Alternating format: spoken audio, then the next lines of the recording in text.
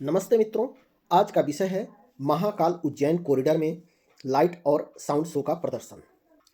इसके लिए आपको महाकाल उज्जैन के महाकालेश्वर मंदिर परिसर में जाना होगा, जहां यह शो शाम के समय आयोजित किया जाता है और यह एक बेहतरीन अनुभव है जो कि महाकाल की लीलाओं के विषय में आपको देखने को मिलता है। यह उज्जैन के महाकालेश्वर मंदिर के लाइट और साउंड शो का शुरुआत हुआ है, जो शिव पुराण और अन्य पौराणिक कथाओं के माध्यम से भगवान महाकाल की महिमा और इतिहास को दर्शाता है, जिससे भक्तों को अपनी संस्कृति और भक्ति से जुड़ने का एक नया अनुभव मिलता है। अभी तक हमारे चैनल को जिन्होंने लाइक सब्सक्राइब नहीं किया है वे कृपया कर लें। वीडियो थोड़ा लंबा है, लेकिन इसको अंत तक देखेंगे तो आपको महाकाल के विषय में बहुत सारी चीज़ें पता चलेंगी। महाकाल के दर्शन करने से भक्तों को मोक्ष, अकाल मृत्यु से मुक्ति और सभी प्रकार के भय व कष्टों से छुटकारा मिलता है। इसके अलावा ऐसी मान्यता है कि मनोकामनाएं पूरी होती हैं, धन धान्य और समृद्धि की प्राप्ति होती है। महाकालेश्वर ज्योतिर्लिंग के दर्शन से जीवन और मृत्यु चक्र से मुक्ति मिल जाती है और आत्मा को शांति मिलती है। अकाल मृत्यु से छुटकारा मिलता है, संकटों का नाश होता है और मनोकामनाओं की पूर्ति होती है। इसलिए हमारे वीडियो के साथ अंत तक बने रहिए। धन्यवाद।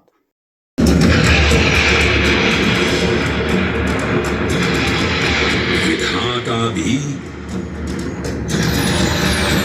और विध्वंसक भी, अखंड, अचल, अविनाशी।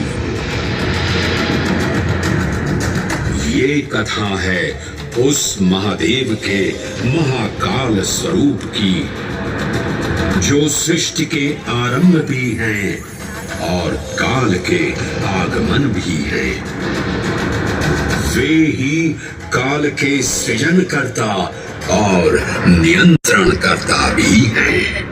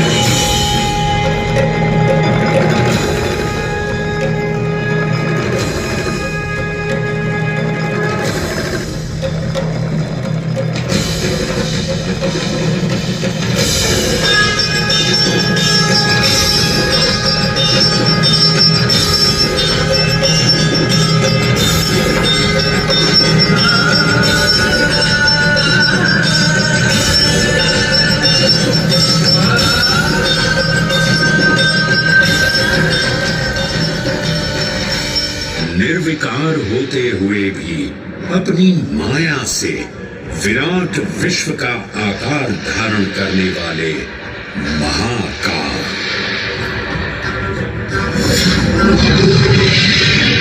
मेरुगिरी को धनुष और भगवान विष्णु को बाण बना दैत्यों के 3 पुरों का नाश करने वाले महाकाल, वो महाकाल जो तीनों लोकों में विद्यमान सभी शिवलिंगों में प्रधान है।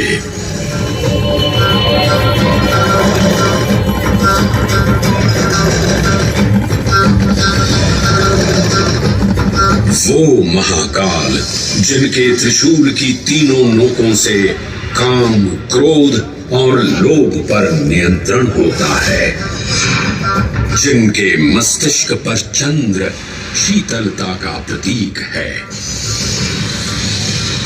और जिनकी सवारी नंदी के 4 चरण सत्य, दया, दान और तप का चिन्ह है। हरे हरे महादेव, हरे हरे महादेव, हरे हरे महादेव, हरे हरे महादेव। न पुण्यं न पापं न सौख्यं न दुःखं न मन्त्रो न तीर्थं न वेदा न यज्ञ अहं भोजनं न भोक्ता चिदानंद रूपः शिवोऽहं शिवोऽहम्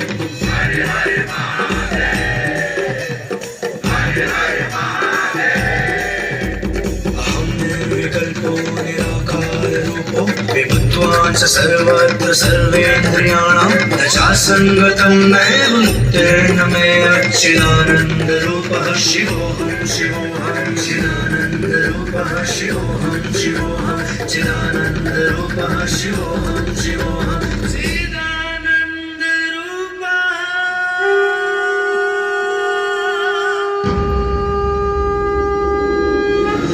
वराह पुराण में कहा गया है, नाभिदेशे महाकालस्तन्नाम्ना तत्र वै हरः, अर्थात नाभिदेश उज्जैन में स्थित भगवान महाकालेश्वर तीनों लोकों में पूजनीय हैं। आकाशे तारकां लिंगम पाताले हाटकेश्वरम मृत्युलोके महाकालम सर्वलिंगम नमोस्तुते। आकाश में तारक लिंग के रूप में, पाताल में हाटकेश्वर के रूप में और मृत्युलोक में महाकाल के रूप में स्थित भगवान शिव को प्रणाम। समस्त लिंग स्वरूपों में विद्यमान भगवान शिव को सादर नमस्कार। नाभिदेश उज्जैन का अटूट बंधन है महाकाल के साथ, जो महाकाल स्तोत्र में उल्लिखित है। उज्जयिन्यां महाकालम महाकालेश्वरम हरम महाकालम महायोगिनम नमामि पार्वती पतिम। तो चलिए मैं आपको कथा सुनाता हूँ किसी महान उज्जैन नगर की। उज्जैन, जिसे संस्कृत साहित्य में अवंतिका, विशाला, कुशस्थली, पद्मावती, कनकश्रृंगा, स्वर्णश्रृंगा, प्रतिकल्पा, कुमुदवती और अमरावती के नाम से पुकारा गया। उज्जैन, जो मनुष्य को मोक्ष प्रदान करने वाली 7 नगरियों में से एक है। उज्जैन, जहां 84 महादेव का आशीर्वाद प्राप्त है। उज्जैन, जिस पर सदा ही कृपा रहती है महाकाल की। यहाँ सतत क्षिप्रा नदी की निर्मल धारा बहती है। डमरू के नाद से जीवन को ऊर्जा मिलती है। घंटियों की झंकार मन को आनंदित करती है। और यहाँ का आकाश शिव आशीष स्वरूप है। श्मशान ऊषर क्षेत्र पीठम तु मनमेव च पंचकत्र न लभ्यते महाकाल पुरद्दते। अर्थात यहाँ पर श्मशान, ऊषर यानी अनुपजाऊ भूमि, क्षेत्र अर्थात पवित्र भूमि, पीठ यानी शक्ति स्थान और मन अर्थात आध्यात्मिक शांति का स्थल, पांचों एक ही स्थान पर उपलब्ध हैं। ये संयोग महाकाल की नगरी उज्जैन की महिमा को और गरिमामय बना देता है। उज्जैन के इस अलौकिक स्वरूप से प्रभावित हो महाकवि कालिदास अपने काव्य मेघदूत में लिखते हैं, हे जलधर, यदि महाकाल के मंदिर में समय से पहले तुम पहुंच जाओ तो तब तक वहां ठहर जाना जब तक सूर्य आंख से ओझल न हो जाए। शिव की संध्याकालीन आरती के समय नगाड़े जैसी मधुर ध्वनि करते हुए तुम्हें अपने धीर गंभीर गर्जनों का पूरा फल प्राप्त होगा। ये संध्या आरती जिसे कालिदास ने सराहा है, अत्यंत महत्वपूर्ण है, क्योंकि ये वो प्रहर है जब सभी देवी देवता गंधर्व यहाँ उपस्थित होते हैं।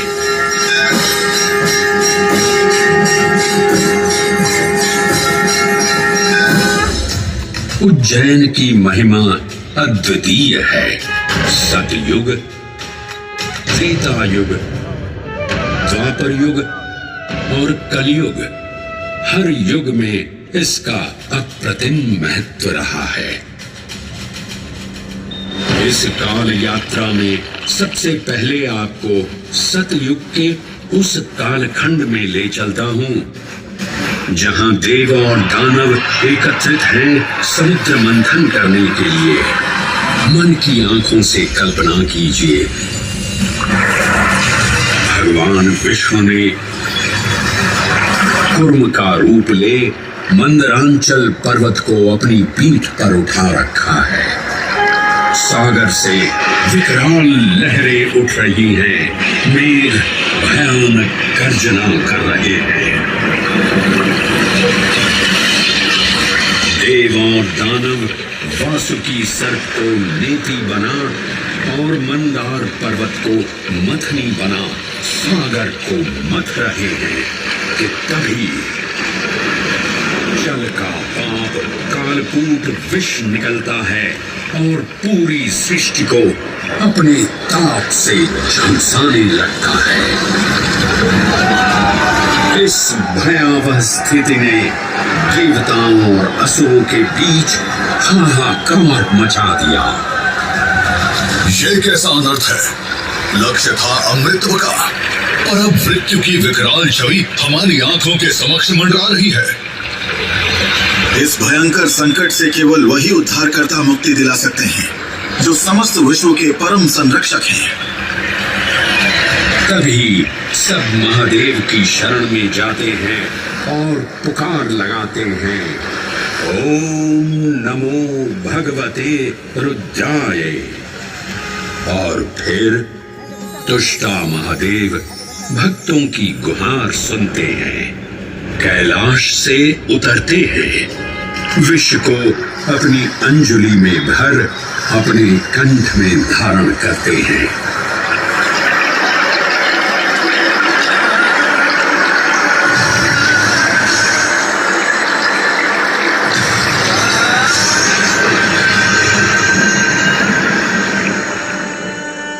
अंततो गत्वा सागर मंथन से अमृत कलश प्रकट होता है।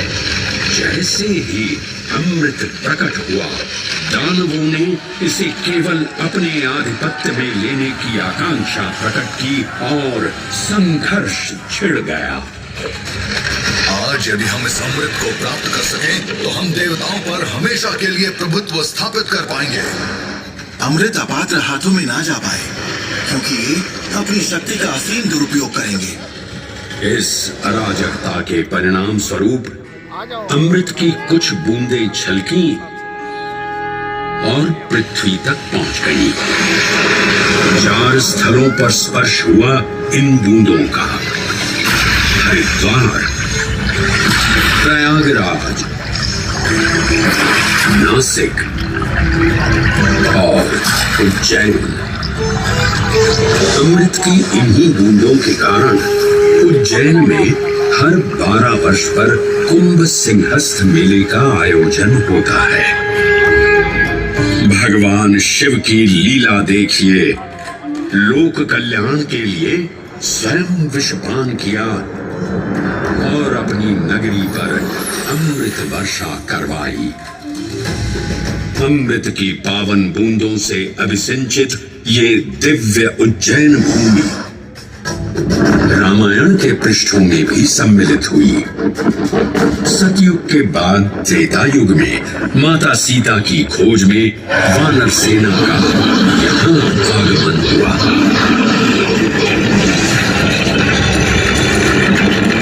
समय की इस यात्रा के माध्यम से अब प्रवेश करते हैं वाल्मीकि रामायण के किष्किंधा कांड में। जब वानर राजा सुग्रीव अपने यूथपतियों से सभी प्रमुख स्थानों पर जाने के लिए कहते हैं और उन्हें अवंती नगर यानी उज्जैन जाने का आदेश भी देते हैं। मेखला उत्कल के क्षेत्र, दशर्ण के नगर, आभ्रवंती, अवंती और विदर्भ के राज्य, साथ ही माहिष्का के आकर्षक राज्य में भी पूरी तरह से खोजना होगा। एक युग भगवान विष्णु के राम अवतार से संपृक्त और अगला युग उन्हीं के एक और दिव्य अवतार से समरस होना, ये अद्वितीय संगम केवल उज्जैन में ही संभव था। परंतु एक क्षण ठहरिए और ध्यान से सुनिए। ये है महाकाल के 1008 दिव्य नाम। हाँ, मैंने काल चक्र को परिवर्तित कर दिया है और अब द्वापर युग का शुभारंभ हो चुका है। विस्मय पूर्ण हो जाएंगे ये जानकर कि महाकाल के इन नामों को स्वयं भगवान श्री कृष्ण ने रचकर पिरोया था।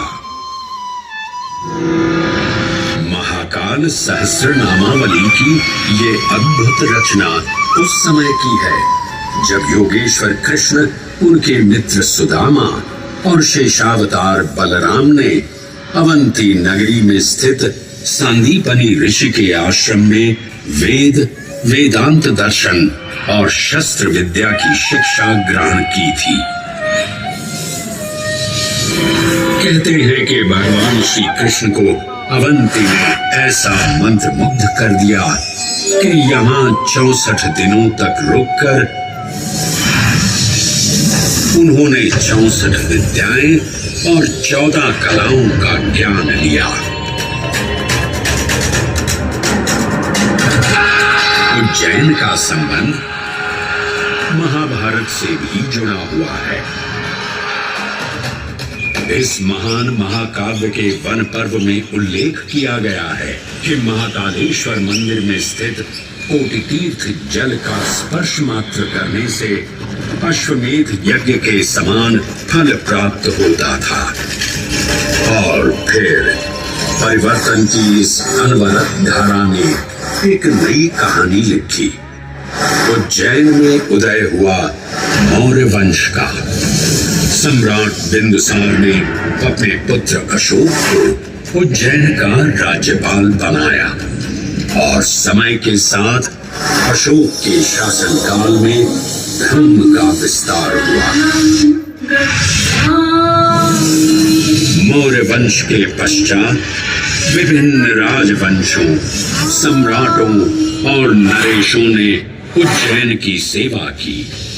उनमें से प्रमुख मालवागण और फिर गुप्त वंश ने यहाँ राज कर इसके वैभव में वृद्धि की। उज्जैन ने अपने भव्य तेज से जहाँ महात्माओं और शासकों को आकर्षित किया, वहीं इस नगर पर आतताइयों की दृष्टि भी पड़ी।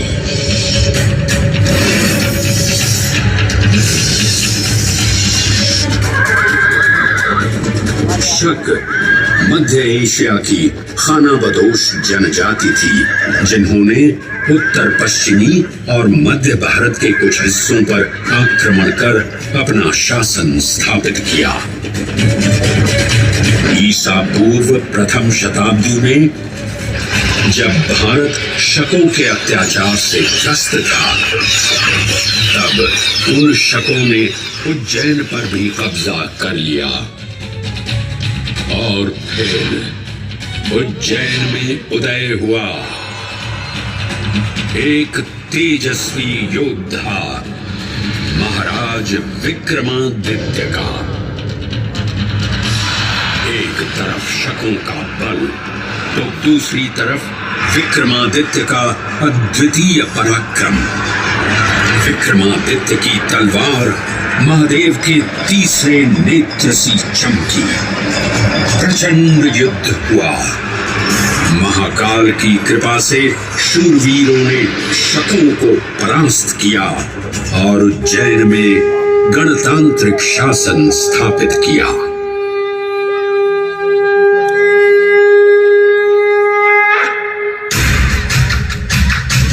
इन्हीं महाबली विक्रमादित्य की राज्यसभा महाकाल मंदिर में ही प्रतिष्ठापित थी। आज भी इस मंदिर की घंटियों में विक्रमादित्य की वीरता और शौर्य की प्रतिध्वनि गुंजायमान होती है। राजा विक्रमादित्य और शकों के मध्य हुए युद्ध ने उज्जैन को काल चक्र से अभिन्न रूप से जोड़ दिया, क्योंकि जिस दिन उनको विजय प्राप्त हुई उस गौरवशाली उपलब्धि के सम्मान में एक नवीन पंचांग का शुभारंभ किया गया, विक्रम संवत पंचांग। आज भी कई हिंदू पर्व और धार्मिक अनुष्ठान विक्रम संवत पर आधारित हैं।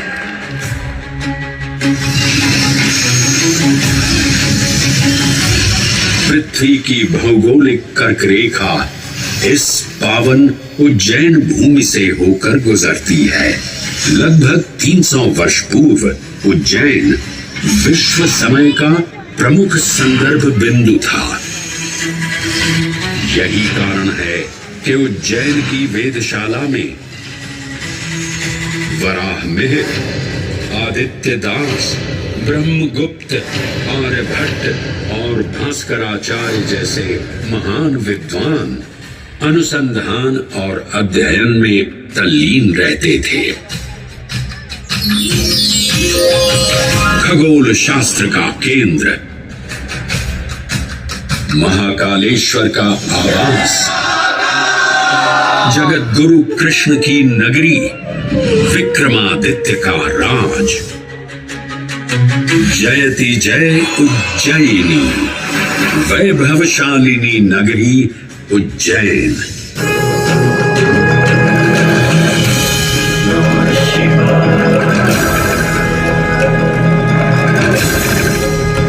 श्वासों को शिव मंत्र से अलंकृत कर, मन को भाव की गंगा से निर्मल कर, जो भी उज्जैन में महादेव की शरण लेता है उसका कल्याण होना निश्चित है। आज सुनी सबने गाथा महाकाल की, दर्शन जिनके दुर्लभ हैं, नमन करे जिन्हें काल भी, चरण में जिनके है बसा। ये समस्त संसार कभी नहीं देखा होगा धरती पर ऐसा चमत्कार।